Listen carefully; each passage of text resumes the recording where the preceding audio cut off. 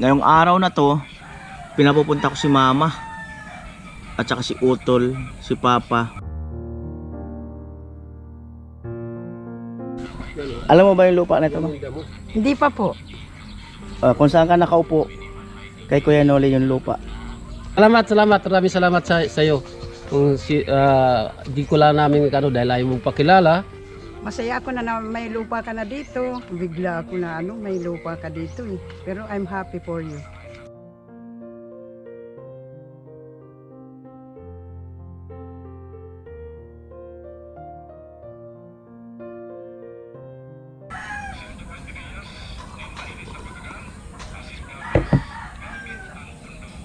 Yung mga kanoli, good morning. Magandang umaga po muli sa inyong lahat. At ngayong araw na to ay pinapupunta ko si mama at saka si Utol, si Papa dito sa site. Since kasi na wala naman dito si Mrs. saka yung mga anak ko malayo, ay kumbaga mas minarapat ko na sila ang makaalam sa blessing na dumating kay Kuya Noli Vlog. Bagyang almusal, siguro itlog, tuyo, tinapa, kanin. Maya maya punta ako sindro, magdagdag ako ng tinapa saka tuyo. Ayan. So bago ko tuluyang umpisahan ang vlog na ito, ay gusto ko munang unahin ang pasasalamat ng buong buo na nanggagaling sa aking puso. Siyempre ang pinakauna sa lahat nating pasalamatan si God, Pangalawa, yung aking family. Pangatlo, yan, yung mga taong handang sumuporta at magbigay ng mga kasiyahan, at para sa ating mga kababayan na nangangailangan, at maging kami, kaming mga nagbablog, ay meron din kaming mga personal na pangangailangan, So ako'y taos pusong nagpapasalamat sa taong yun ayaw magpakilala, at ayaw nga rin niya sana na ipabanggit to sa vlog. Ang sabi ko, sabihin ko ako sa vlog dahil mahirap ka ko kumilos ng hindi diretso, kaya mas maigi ay sabihin ko talaga yung totoo. Alam nyo bang na hindi ko alam, hindi ko rin saktong maipaliwanag na basta dito sa area na to na napakagaan ng loob ko. Parang nare-relax ako pagka yung dito sa area na to.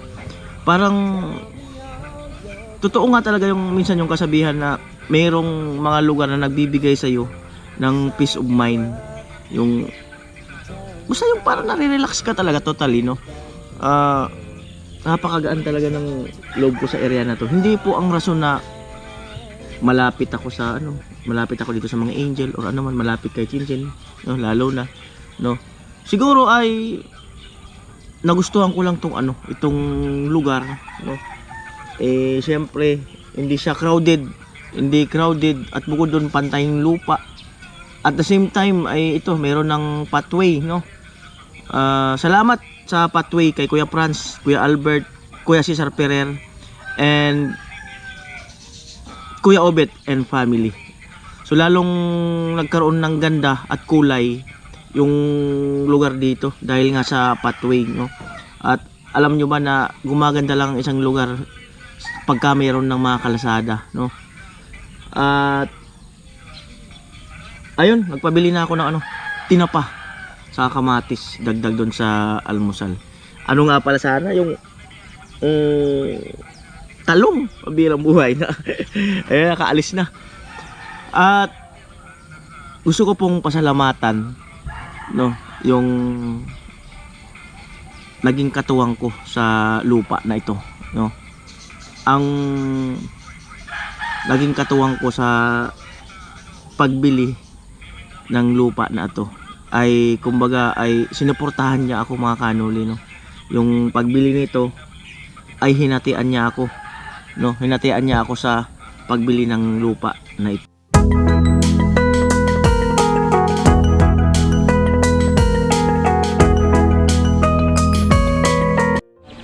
Alright, ayan, magandang umaga muli mga kanoli, at pinapunta ko nga si mama at si papa, si Vilma. Ayan. Dahil nga malayo naman dito yung family ko, nasa Bulacan, no. So para at least maging saksi rin sila sa oras na ito. Ayan. At sobrang saya ni Kuya Noli dahil sa meron tayong mga hindi inaasahan na mga pangyayari, no, na ayun, na ano, na dumating, no, sa buhay ni Kuya Noli, na isang magandang opportunity na ayan. Ayan. Ayan, oh. Alam mo ba yung lupa na ito, no? Hindi pa po. Kung saan ka nakaupo, kay Kuya Noli yung lupa. Talaga, thank you, thank you. Na mayroon ka ng lupa dito. Maganda, nakabili ka ng lupa. May lupa dito, si Kuya Noli. Maganda. Na-declare na mga kanoli. Paano nangyari yung lupa na to? Ano? Napakagaan kasi ng pakiramdam ko dito sa lote na to, ano? Tapos ayun, nahagip sa vlog ko. Ayaw niya magpakilala kung sino siya. At ayaw niya rin ipabanggit yung kanyang pangalan, no? Kaya siguro dahil sabi nga niya sa akin, Kuya Noli, yung sasakyan nga na binibigay sa iyo ay hindi mo tinanggap, no? Yun, halos milyon-an niya yun, hindi mo tinanggap na binibigay sa iyo ni Mr. Marins, no? Tapos yung nagbibigay sa akin ng birthday ko, pang celebration, hindi ko tinanggap. Tapos simula nung nagpunta ako ng Palawan, si Mr. Marins, yung gusto magbigay sa akin ng sasakyan, kinausap ako ng personal. Sabi niya, Kuya Noli, pag mayroon nagbibigay sa iyo, tanggapin mo. Kasi na-open daw minsan yung gusto magbigay sa iyo. Simula noon, sinabi ko sa sarili ko na kung may magbibigay man sa akin bukal sa loob, tatanggapin ko na. Tatanggapin ko na talaga, no? So kaya ito ay may nagregalo, no? So bukal sa loob ko na tinanggap ko, at yung nagbigay sa akin bukal din sa loob niya, no? So yun ma, meron paano nabili to? May kahati si Kuya Noli sa pagbili ng lupa. Di maganda na may kahati ka. Masaya ako na may lupa ka na dito sa Bato.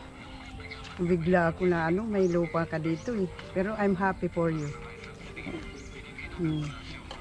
That's all. Tabi lang, kapitbahay na tayo. Okay, kuya. Madagdagan na yung maingay dito. Pero ikaw ang pinakamaingay. Ang lakas ng boses mo. Hanggang doon. Hanggang doon ba? Oo. Madilim pa lang. Rinig ko na doon. Sa bahay. Pero pangalan, no? O lang pangalan. Salamat naman sa nagbigay kay Noli ng lupa. Siguro medyo sabi niya kanina, yung mga bigay daw, wag daw palalangpasin kasi pag marami ng bigay na hindi tinatanggap, lumalabong mata. Salamat. Maraming salamat sa iyo. Kung di ko lang namin dahil ayaw mong pakilala. Okay lang, maraming salamat. Gakalopa na naman kami ng hindi namin alam, yung sorpresa. Kaso lang kapitbahay ko dito, talagang masaya. Ako nga raw ang ginagawa nilang alarm eh. Ang gandun daw ang boses ko, ang tawa ko. Oh, Manny Arnel, meron ditong sorpresa na lupa. Maganda rin yung sa lupa, nabigyan yung pinsan ko. Salamat po. O Vince, bilang kasamahan. Unang-una salamat kay God siyempre. At sa nagbigay ng blessing na naging kahati ni Kuya Noli dito sa lupa na to. At ayan, salamat sa mga nagsuporta din sa amin, sa mga sponsor, viewers, mga nagmamahal, at sa mga magiging viewers pa namin. Welcome po kayong lahat, sa mga gustong tumulong sa mga pabahay project ng team ni Kuya Noli. Ayan, salamat at ayan, good luck. Ayan, at may isa pa akong gustong sabihin, no. At siguro nakita lang sponsor na ito yung kung paano si Kuya Noli nagsusumikap sa pagbablog araw-araw, kung paano yung aking ginagawa, no, araw-araw sa pagbablog. Siguro nakita niya 'yon at parang regalo, reward, ganon. Yan. At ang ma-advise ko lang sa team, no, siguro mag-iingat tayo, lalong-lalo na sa mga sponsor na binibigay sa ating pera. Kasi baka hindi nyo alam na minsan sinusubok lang kayo para mas masukat kung hanggang saan kayo pwedeng pagkatiwalaan, no? Ito ay advice ko sa buong team, no? Sa inyo ay may mga nagbibigay na rin ng sponsor, may nagpapadala na rin, no? So sana ay sabihin nyo yung totoo sa mga padala sa inyo, kung saan mapupunta at kung saan napunta. Ayun lang naman ang kailangan makita nila, yung talagang totoo, kung saan napupunta yung mga pinapadala nila o nagagastos, no? Ako, aminado ako, ganun talaga ang reporting ko sa mga vlog ko. Yung mga pagkain, hindi ko na talaga yan nire-report kasi pagkain yan pangit pag-usapan yan. So yun lang siguro sa team, no? Maging maingat kayo dun sa pera na pinapadala sa inyo, kung para saan yun. Kasi para at least mas maging buo ang tiwala sa inyo ng mga ating mga sponsor. Sa pamamagitan nun, pag naging buo na ang tiwala nila sa inyo, malay nyo, isa rin kayo sa mabigyan ng ganito. Ito feeling ko kasi, kaya ako nagkaroon nito kasi nakita nila yung talagang yung buong buo ang tiwala nila kay Kuya Noli. Since pa noon na mag-charity vlog ako hanggang ngayon, no? So napakarami ng pabahay, napakarami na. At kahit piso, hindi talaga ako nag-interest dyan kahit piso. Kasi pag ininteresan mo yan, mas malaki ang mawawala sa'yo. Mas malaki ang mawawala sa yung trabaho compare sa ingatan mo yan. Pag iningatan mo yan, mas marami pang opportunity na mabibigay sa yung trabaho. Ayun lang. Yan lang may advice ko sa team. Ayan, kain na tayo. Uy, hindi na pala si Jamila. Uy, magiging kapitbahay na kita. Gusto mo ba? Ayaw mo? Gusto, syempre.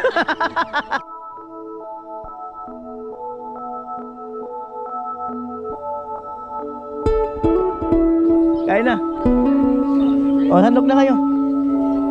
Ayan. Sige na, kain na.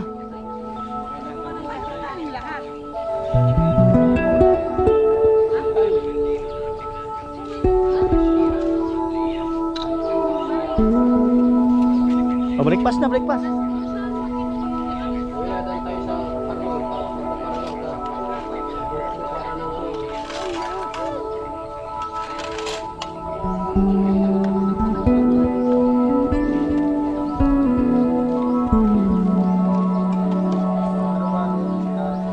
Pilo.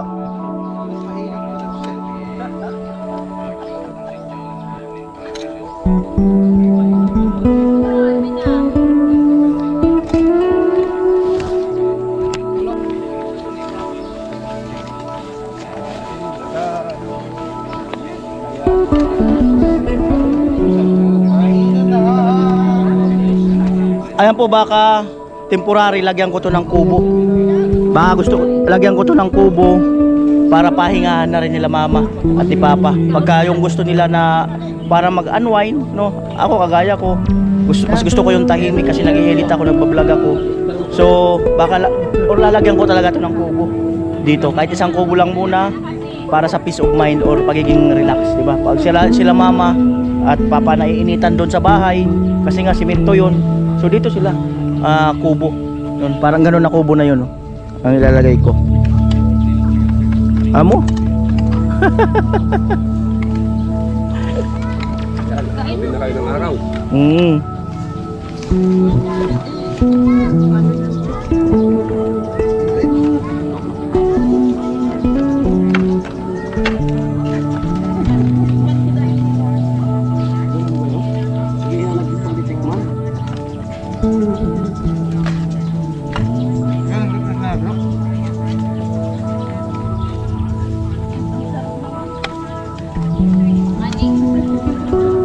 Yung mga tinitikman, sabi mo masarap. Right? Ayan na. Kain tayo! Mga kapitbahay!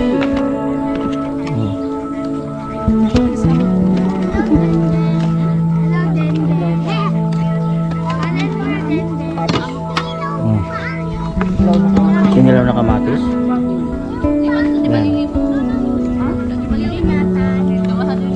I-breakfast talaga. Bibi oh. Kabila.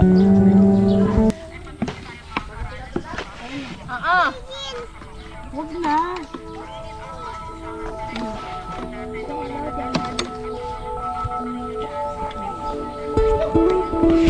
Meron ka na dyan. Nandang kayo, may phone baka dito. Yan ay. Ayaw ko Takot sila sa camera. Kuya Prince. Kaya mga makita yung sugo. Pagkatapos nila, mag-inom. Siguro mga 10 dito. Kaya po, nagmartes. Mamartas na naman kayo. Opo, opo. Sa kumuha ka na naman. Alam mo, Lisbe?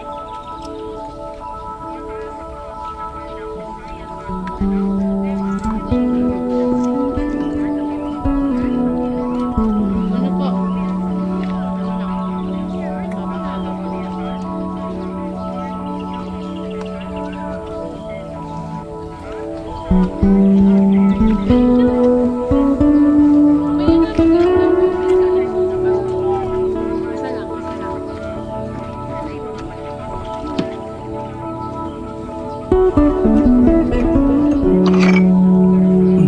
Tol.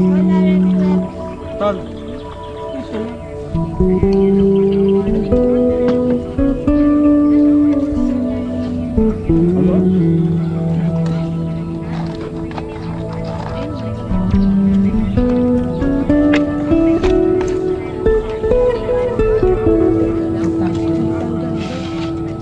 Dapat tununo, ayun. Bitan kang doon.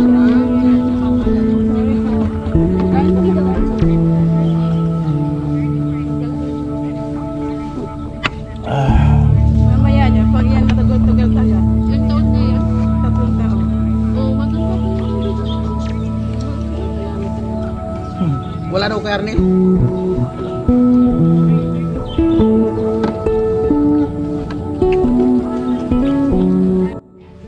Ayan po, at dito ko na po tatapusin ang vlog na ito. At syempre kung magbakasyon din sila si Mrs. no, pati yung mga anak ko, ay kumbaga mayroong mapupuntahan no na privacy. Muli ay isang oportunidad na naman ang dumating sa buhay ni Kuya Noli no. At doon sa tao na yon na ginamit no para ako ay magkaroon ng ganyan, or kami ay taos puso po akong nagpapasalamat ng sobra-sobra. Ayan. Sobrang saya ko po no. Pati ang aking kaluluwa ay sobrang saya no. So abangan nyo po ang magiging development niyan ng lupa na yan. Tignan natin kung magkakaroon din ng apartment yan or ano. So basta abangan natin ang magiging development diyan. At pati doon sa Pili no. So hindi pa ako makapag-start doon sa Pili kasi nga ay yun, marami pa kaming project.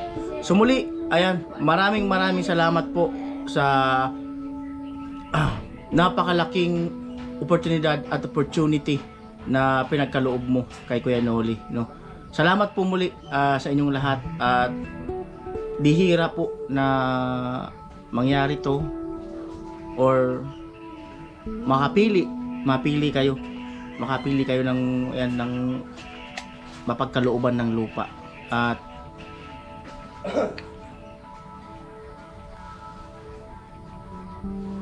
ayan, so salamat po talaga, salamat. Ayan, siyempre kay God. Bye bye.